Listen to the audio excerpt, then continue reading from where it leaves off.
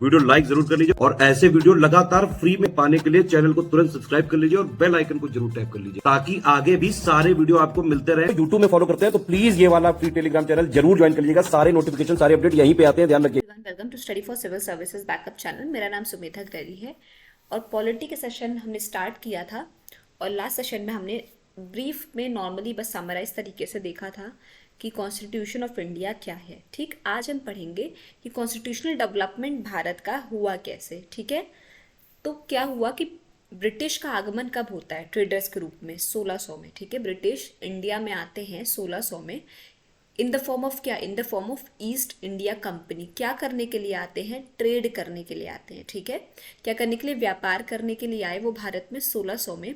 किस नाम से? ईस्ट इंडिया कंपनी के नाम से। उनको क्या मिला? उनको एक चार्टर ग्रांट किया गया। किसके द्वारा? क्वीन एलिजाबेथ वन के द्वारा। ये सारी की सारी जो है टर्म्स या लाइंस बहुत इंपॉर्टेंट हैं। उनके पास राइट था ट्रेडिंग का। किसके द्वारा दिया गया था वो राइट दिया गया था क्वीन एलिजाबेथ वन के द्वारा। कब आए वो भारत में सबसे पहली बार? सन 1600 में। किस रूप में? As traders in the form of East India company. ठीक, अब उनको 1765 में जो है दीवानी राइट मिल जाती है। दीवानी राइट क्या होती है? दीवानी राइट में क्या होता था कि उनको राइट मिल गया किस पे? रेवेन्यू पे भी और सिविल जस्टिस पे भी उनको उनका अधिकार हो गया। ठीक, उनको दीवानी राइट प्रदान कर दी गई। कहाँ कहाँ की? बंगाल की, बिहार की और उड़ीसा की। किस सन में प्रदान की गई? 1765 में। ठीक है, लगभग 150 वर्ष के बाद 1600 में वो आए हैं और 1765 में उनको दीवानी राइट जो है मिल गई।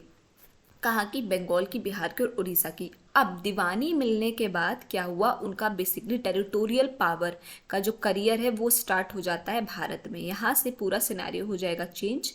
ठीक है, यहाँ से क्या हो गया? उनका करियर स्टार्ट हो जाता है 1765 के बाद, दीवानी राइट के बाद। ठीक है, भारत में उनका टेरिटोरियल जो है पावर का करियर स्टार्ट हो जाता है। अब 1858 में क्या हुआ था? सिपोई म्यूटिनी, जो मंगल पांडे का कांड हुआ था। कब हुआ था वो? 1858 में। ठीक है, 1858 में हुआ मंगल पांडे का जो है कांड, जो सिपोई म्यूटिनी हुई थी। उसके बाद क्या हुआ? ब्रिटिश क्राउन ने डायरेक्ट रिस्पॉन्सिबिलिटी ले ली। कहाँ की? गवर्नर ऑफ इंडिया की। ठीक है, भारत की गवर्नेंस की डायरेक्ट रिस्पॉन्सिबिलिटी अब किसके पास हो गई थी? ब्रिटिश क्राउन के पास। ठीक, क्योंकि बहुत ज़्यादा जो है ये हो गया कि सोल्जर्स और जो है गवर्नमेंट उस समय ब्रिटिश की चल रही थी, उनके बीच बहुत ज़्यादा मतभेद उत्पन्न हो गए थे। ठीक, तो ब्रिटिश क्राउन ने सारा का सारा रिस्पॉन्सिबिलिटी अपने हाथ में ले ली और दिस रूल कंटिन्यूड। ये रूल तब तक कंटिन्यू रहा जब तक भारत हमारा आज़ाद नहीं हो जाता है 15 अगस्त 1947 को। ठीक है, तब तक क्या हुआ? तब तक ब्रिटिश क्राउन की पास ही भारत की पूर्ण रूप से जिम्मेदारी थी हर चीज़ के लिए। ठीक, तो कॉन्स्टिट्यूशनल डेवलपमेंट ऑफ इंडिया कैसे हुआ है? 1600 में आए अंग्रेज ट्रेडर्स के रूप में। किस कंपनी के नाम से? ईस्ट इंडिया कंपनी के नाम से। ठीक है, उनके पास ट्रेडिंग का जो चार्टर राइट था। ठीक है, चार्टर ग्रांट किया गया था किसके द्वारा? क्वीन एलिजाबेथ वन के द्वारा जो है ग्रांट किया गया था। 1765 में उन्होंने दीवानी राइट ऑब्टेंड की। ठीक, दीवानी राइट ऑब्टेन करने में किस किस चीज़ का फायदा मिलता है? राइट मिल जाती है किस पे? रेवेन्यू पे और सिविल जस्टिस पे भी। कहाँ कहाँ की दीवानी उनको मिल गई थी? बंगाल, बिहार और उड़ीसा की।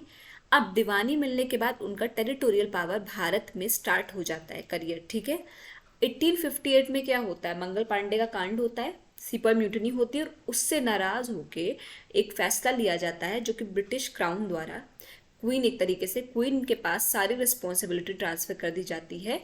किसकी? गवर्नेंस ऑफ इंडिया की। इसके बाद ये सारी जो है रिस्पॉन्सिबिलिटी भारत की तब तक क्वीन के हाथ में रहती है जब तक भारत पूर्ण रूप से क्या नहीं हो जाता? आज़ाद। यानी 15 अगस्त 1947 तक ये सारी की सारी भारत की रिस्पॉन्सिबिलिटी ब्रिटिश क्राउन के पास ही थी। ठीक, the period of historical British constitution experiment in India can be divided into 2 phase. 2 phase में जो है इस पूरे पीरियड को लगभग डिवाइड किया गया है। एक 1858 के पहले तक का फेज माना जाता है। ठीक है, इसको क्या कहेंगे? Phase 1 acts pass by British India east India company.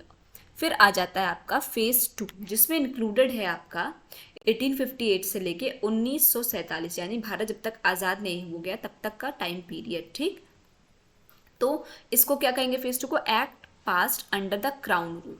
पहले क्या था? ब्रिटिश ईस्ट इंडिया कंपनी, ये कंपनी ही भारत को रूल कर रही होती है, गवर्नेंस ऑफ इंडिया को क्या कर रही होती है? रूल कर रही होती है। बट 1858 पे मंगल पांडे के कांड के बाद, यानी सिपोई म्यूटनी के बाद, ठीक है, जो कि मेरठ में हुआ था, उसके बाद क्या होता है? क्राउन के हाथ सारी रिस्पॉन्सिबिलिटी आ जाती है उसके। तो सारे के सारे एक्ट्स, सारी गवर्नेंस जब तक भारत आज़ाद नहीं हो गया तब तक किसके हाथ में थी? ब्रिटिश क्राउन के बाद। तो सेकेंड फेज को हम क्या कहेंगे? Acts passed under the crown rule. ठीक, ये था आपका ब्रीफ सा description constitutional development of India का। नेक्स्ट सेशन में हम सारे रेगुलेटिंग एक्ट्स पढ़ना स्टार्ट करेंगे, ठीक है, जो 1773 से स्टार्ट हुए हैं। ठीक, सारे रेगुलेटिंग एक्ट्स हम नेक्स्ट सेशन में पढ़ेंगे। आई होप आपको आज का सेशन समझ में आया होगा। कोई भी डाउट हो तो प्लीज़ कमेंट सेक्शन में कमेंट करके जरूर बताइएगा। और अभी तक अगर आपने चैनल को लाइक शेयर सब्सक्राइब नहीं किया तो प्लीज़ कीजिए, बेल बटन को प्रेस करना ना भूलिए। Thank you so much for watching.